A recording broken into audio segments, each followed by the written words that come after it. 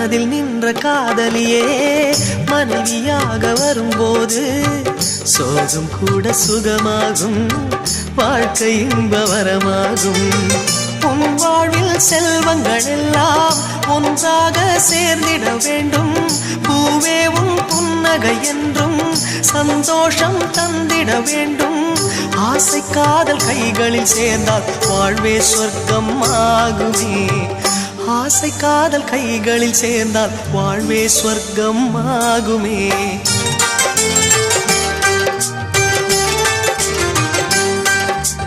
ஆனந்தம் ஆனந்தம் பாடும் மனமாசையின் ஊஞ்சலில் ஆடும்.